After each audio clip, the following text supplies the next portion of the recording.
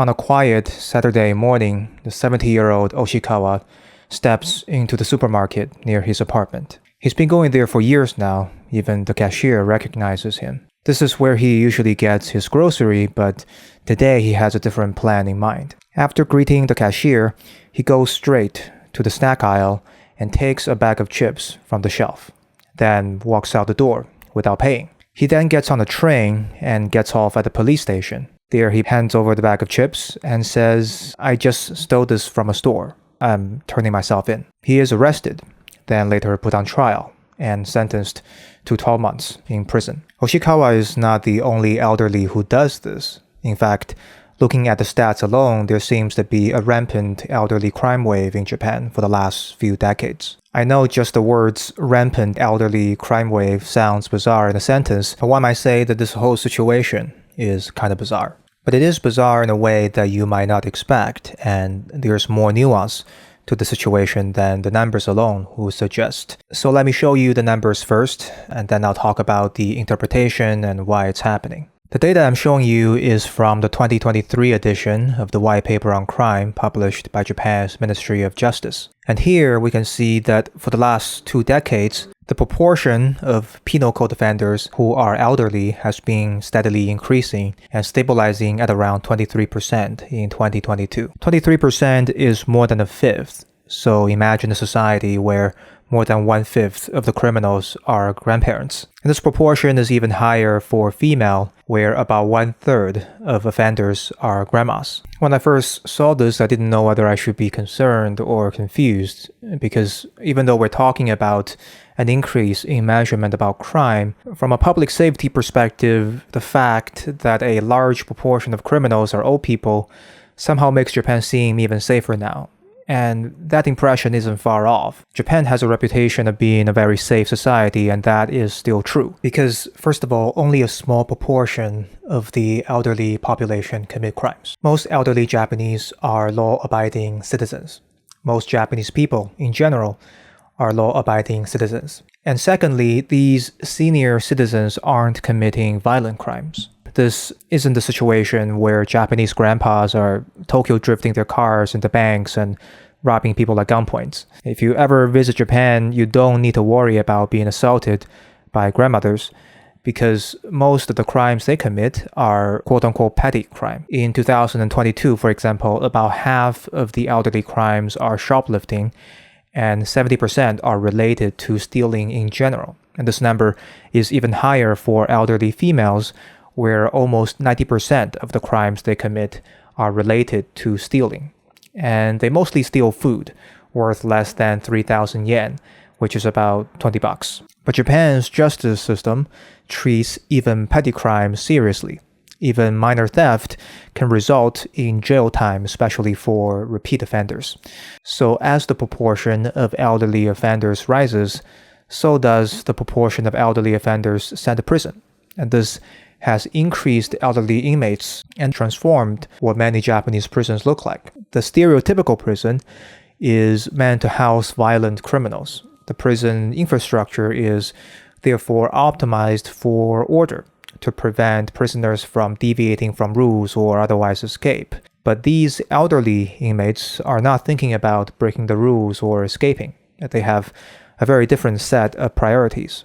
They need someone to help them walk and eat and bathe and go to the bathroom. As a result, many prisons have to make infrastructure changes, like installing guardrails and special toilets and hiring staff with nursing training, not just security training. Some prisons have also introduced programs that are specifically for elderly inmates, like senior-only classes. Sometimes prisons are short-staffed on people with nursing training, in which case inmates who have nursing backgrounds are often asked to help out.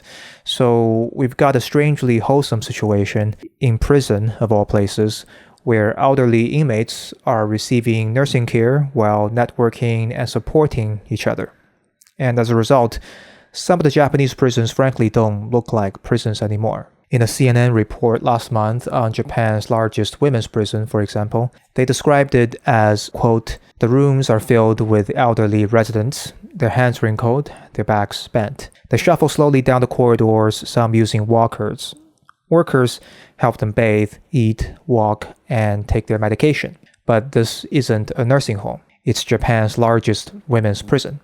End quote. Now, a natural question to ask at this point is, why is this happening? Why are so many Japanese elders stealing and ending up in jail? Now, there are layers to answering this question, but the most obvious ones are the economic and financial reasons related to Japan's cost of living. Now, Japan is actually doing relatively well regarding its affordability when compared to some other G7 nations, not to name any names. Canada! But this doesn't mean that Japan has no cost of living issues.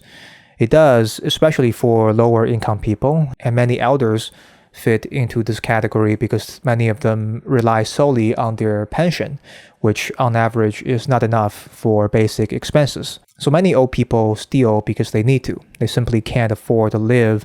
They're hungry and they need the groceries, but they don't have the money to buy it, so they resort to stealing it. But some seniors also steal just to turn themselves in afterwards. They're actually looking to get into prison where they can get meals, shelters, and healthcare for free, things they have to pay for if they're outside. There's a social component to this as well. In fact, a lot of experts who have studied this phenomenon attribute the lack of social connections as the bigger cause.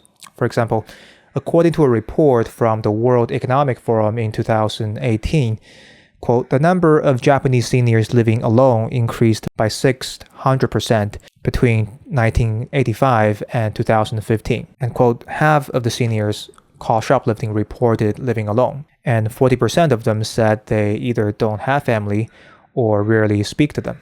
End quote. It can also be attributed to a modern shift in traditional cultural practices. For example, historically, it was not uncommon for multiple generations to live under one roof in Japan, with adult children looking after their aging parents. This arrangement has become increasingly rare as a result of demographic changes, economic pressures, and shifting employment patterns. A lot of younger generation need to move away to work, for instance, leaving their elderly parents to fend for themselves. So a lot of these seniors are lonely. They may have spouses or friends who have passed away, or their kids might be busy with work, or they don't have kids, and they're otherwise estranged from their community. And they're just alone by themselves, drifting through their days, and that can be painful after a while. Whereas in prison, they can be in the company of other seniors who are in similar situations as them. There's also a cultural component to this.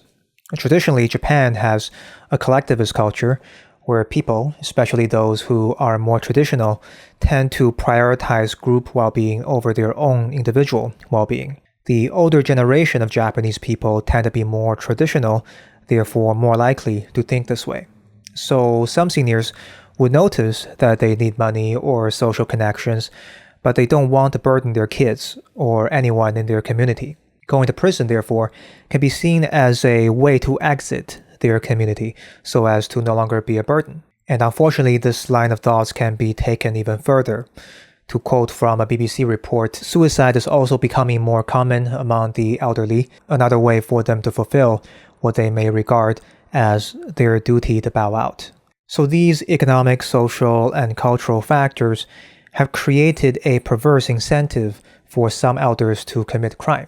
This is something that Yuki Shingo, a Japanese researcher on elderly crime, pointed out on Vice News, where if an old person steals something and is lucky enough to not get caught, they get the thing for free. But if they steal something and is lucky enough to get caught, they get to go to prison and receive elderly care and social connections and no longer be a burden to the people in their lives. So they're lucky either way when they commit crimes, which is sad to think about. This is why many elderly offenders are repeat offenders, meaning they would commit crimes after they are released just to go back to prison again. And some elderly inmates even offer to pay a monthly fee if they can stay in prison forever. That said, I'd like to reiterate the scale of this issue in case the intensity of the problem gives a false sense of scale. Although this problem is serious, it only affects a small portion of Japan's elderly population.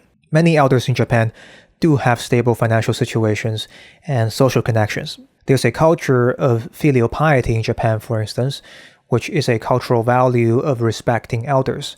And many young adults in Japan do fulfill this cultural practice and take care of their aging parents. There are also government programs in place to help seniors who are struggling, which I will soon discuss. But before that, I think we should first exonerate Japan's law enforcement.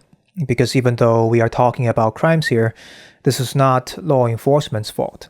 Because fundamentally, it should not be law enforcement's priority to prevent old people from pretending to steal things. Their priority should be to catch real criminals who actually endanger public safety, and they have done that. For example, while the proportion of elderly offenders is increasing, the total number of offenders is decreasing. So in a way, Japan's law enforcement has done such a good job at eliminating real criminals that a larger and larger proportions of people committing crimes now are these old people who are pretending to commit crimes. The elder crime wave is more a social welfare problem than a criminal justice problem, in my opinion. And Japan's social welfare is definitely aware of this. It's not like they're just pushing their work onto the law enforcement department and calling it a day. The Japanese government does have programs to help the elderly. For example, the long-term care insurance system is something that has been in place for decades, and it helps with some of the cost related to elderly nursing care. There are also other community-based services, including volunteer-based nonprofits, that provide services to seniors, along with a recent effort to integrate these programs to make them more accessible for seniors, which is aiming to be completed by 2025. Critics will say, though, that the government isn't doing enough, and the fact that the elderly crime rate is still high will be evidence for it. There's truth to this critique, but one of the reasons the government struggles with elderly care is because it's a very difficult problem to solve for Japan specifically. Japan simultaneously has one of the most robust, healthy, and long-living elderly populations, and one of the lowest birth rates in the world. This means that over time, there will be more and more old people and less young people to support these old people. So in some way, Japan is poised to struggle with elderly care and is doomed to struggle more profoundly as time goes on if nothing changes. For example, research already noted a few years ago that Japan is, quote, the world's first super-aged society, with an increase in the number of elderly people requiring nursing care and a shortage of care workers. And this brings us to the problem of cost, because a shortage of care workers means that elderly care will be more expensive, and any government program runs the risk of increasing bureaucracy, which further drives up cost at taxpayers' expense. Now, the concern about cost is legitimate, but in my opinion, this is more a matter of priority than a matter of cost. Because despite the fact that elderly care is expensive, Japan is, in a way, already providing it. It is just providing it through the criminal justice system for some reason. Now, I'm not saying Japan is doing this deliberately, but that's kind of how things are turning out. And there's a level of ridiculousness to this that is almost certainly going to be more expensive than running a real, normal nursing home. Let's imagine that grandpa has no other option but to resort to crime or pretend crime. So he pretends to break the law, and now the police needs to be involved. These taxpayer-funded police officers, who could otherwise spend their time catching real criminals, now have to spend their day pretending to catch grandpa who's pretending to steal groceries. And it doesn't end there, because now grandpa needs to go to trial. So we've got the judge, the prosecutor, and the court-appointed defense attorney, along with the court clerks and other staff members of the criminal justice system. All these smart, competent professionals, many of them with six-figure salaries, all funded by taxpayers in this case, could otherwise spend their time assessing the guilt of real potential criminals. But now they have to pretend to try grandpa, who they know is probably just lonely and broke and in need of elderly care. But everyone still has to go through the motion with a straight face and sentence grandpa to jail. This has got to be one of the most expensive and convoluted way to send old people to nursing homes. How about we just build real nursing home and send grandpa there directly? People have actually run cost models for this, and unsurprisingly, it turns out to be way cheaper. Now, to be fair, any government program, especially if it is free, can become prone to abuse. For example, if the program is intended for people who need it, it can attract people who don't need it as well, because people just want free stuff. And if these people who don't need the program start taking advantage of it, It can drive up the program's budget, which could cause the government to print more money to fund the program, which increases inflation and can further exacerbate the cost of living crisis for seniors. I acknowledge the chain of causation involved here. And indeed, one of the advantage, if you can call it an advantage, of the criminal justice system is that usually only those who are truly desperate would even think about committing crimes as a way to get the services they need. So hypothetically, if a country runs elderly care through the criminal justice system, it will be selecting for only those who truly need those services, and it's therefore less prone to abuse. But we shouldn't need the entire criminal justice system to assess someone's eligibility to receive elderly care. A robust application process should be able to do the job. And running nursing homes through the criminal justice system just makes no sense financially or ethically. Again, Japan is obviously not intentionally trying to run nursing homes through the criminal justice system, but the reason things somehow seems to be going in that direction is in some way because of a discrepancy in urgency. You might know about this model of time management called the Eisenhower matrix that categorizes tasks based on their level of importance and urgency. Some tasks are both urgent and important. These tasks tend to be most easily prioritized, and law enforcement and public safety fall under this category. Some tasks are important, but not urgent.